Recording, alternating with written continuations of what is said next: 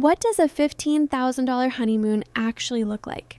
We spent 7 days in an overwater villa in Bora Bora to find out if this picture-perfect honeymoon is actually worth the massive price tag.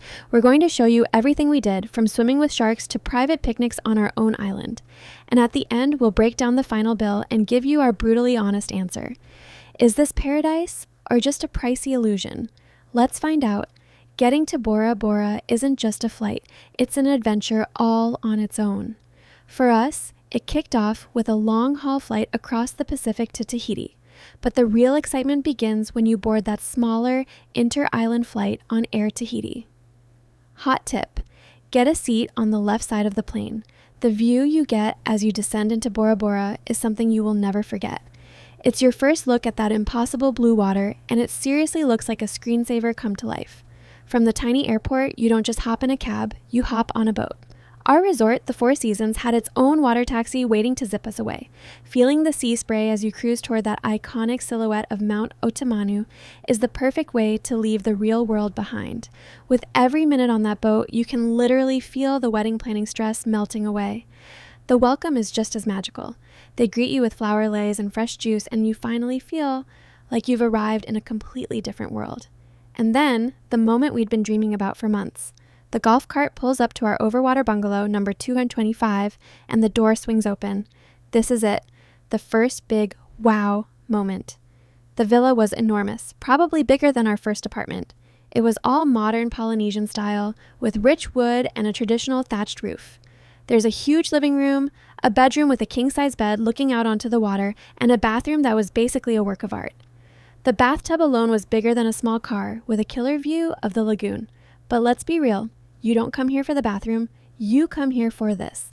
The private deck is where you live. It has lounge chairs, a shaded spot for dinner, and the best part, a staircase leading right into the warm, crystal clear water. And of course, the famous glass floor panels. You can just sit there for hours mesmerized, watching tropical fish swim right under your feet. This is what you see in all the pictures, but being here is something else entirely.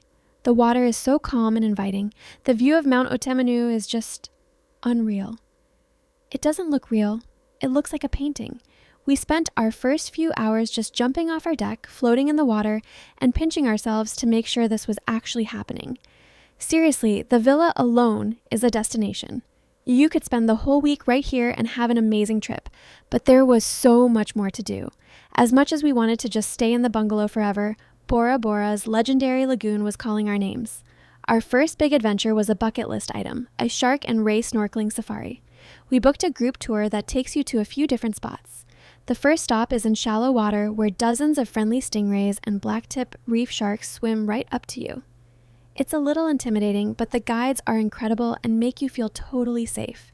The rays are like curious little water puppies, and feeling their silky skin glide past you is just a wild feeling. Next, we hit up a coral garden that was teeming with the most colorful fish I have ever seen. The water is so clear it's like swimming in an aquarium. Most tours provide gear, but we brought our own snorkels.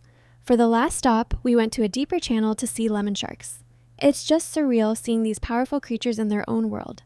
The whole tour costs between $110 to $150 per person for a group tour, and it is worth every penny. An absolute must-do. For our next activity, we decided to turn up the romance. We splurged on a private motu picnic. A motu is a tiny islet on the reef. A private boat picked us up and took us on a tour before dropping us off on a completely deserted stretch of sand. The setup was straight out of a movie.